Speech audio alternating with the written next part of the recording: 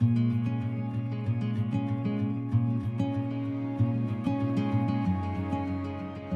human beings are created in the image and likeness of God.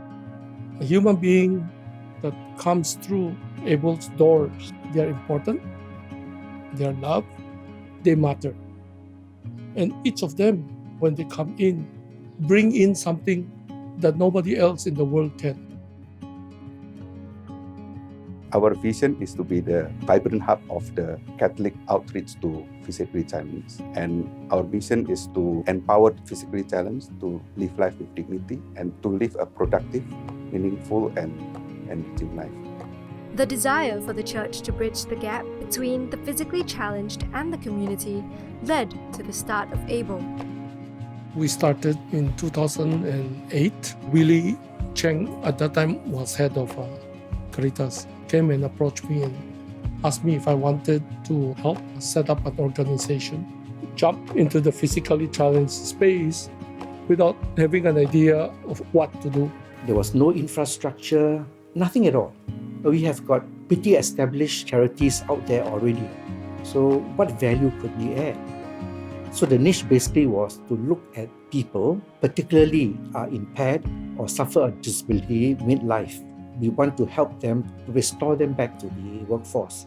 We decided to visit all the various voluntary welfare organizations in Singapore to see who we can partner with. Eventually, we decided to work with Handicap Welfare Association. On 24th November 2010, ABLE obtained certification as an institution of a public character. From then, it was a time of learning and understanding at the new established Centre for the Physically Challenged. God sanctified work, and we want to work so that we can create a better society. Rehabilitating them and reinstating them into the workforce makes them appreciate the efforts, the dignity of their human endeavor. When I went to ABLE, there are a lot of smart, a lot of positive energy coming from them. I always look forward to go back there to do my therapy. I would like to be independent. Even staying at home, actually we can do some work. A stroke survivor, you still can help the family. So up to today, we have more than 50% of our clients. Either they go back to their old jobs or they find jobs. As they became accustomed to running the organization, ABLE felt that there were still elements missing to create a more holistic approach to meet the needs of the people they serve. It was really by talking with the caregivers, you can see how tired they are, and they tell us about their problems. So it's from there we recognize that there was a need to help these caregivers as well. And that's where they approach the Muscular Dystrophy Association Singapore.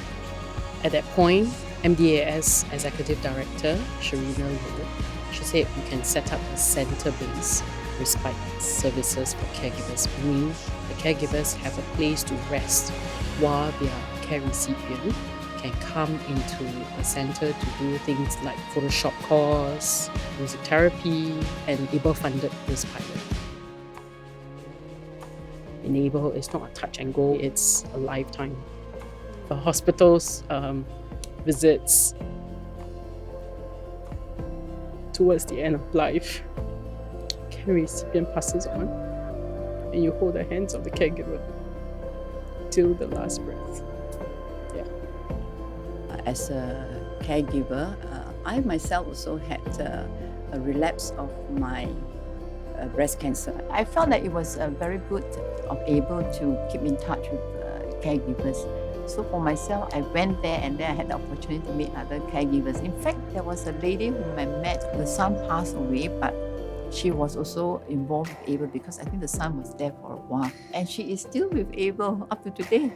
So I was thinking, wow, the caring of ABLE to caregivers has stretched even after the person is no longer with the organization.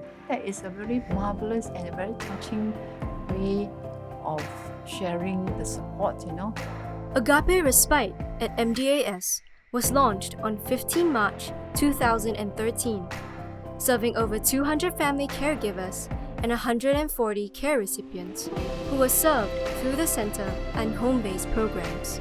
The last complementary part was then setting up the social enterprise.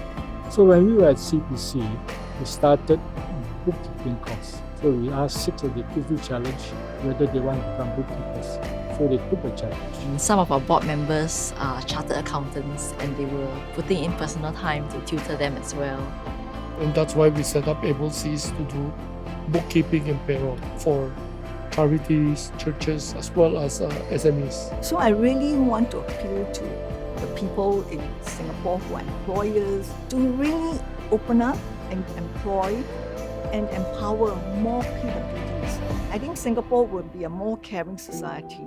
The church decided to open Agape Village, a center for all the member organizations under Caritas, to be housed under one roof. The first couple years were difficult. So we started again, new client base, trying to go through new places where we can get clients. So eventually from 2 staff, today we have 26 staff. Having served the community for the last decade, many lives have been touched, changed, and restored. However, in 2020, due to the unprecedented pandemic outbreak, services were put on hold. The mission did not stop during COVID-19. We had to reinvent ourselves and reimagine what can be done. Last year, we have been talking about using technology to increase our service offering, and this really happened. It just solidified and speed up the process.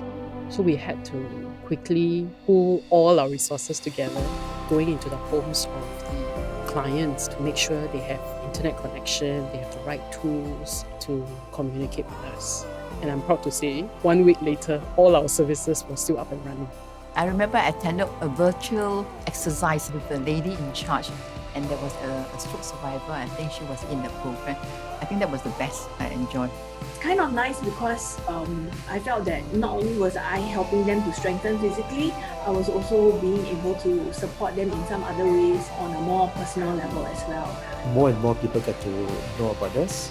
You see the clients coming in, the benefactors continuing to support us year after year. The whole Able machinery gets moving very smoothly.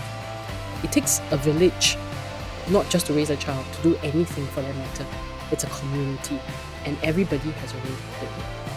I would like to see, somewhere down the future, Able is out there in the forefront, leading and educating society, potential employers, schools, on how we can accept our brothers and sisters so that everyone can live together and be happy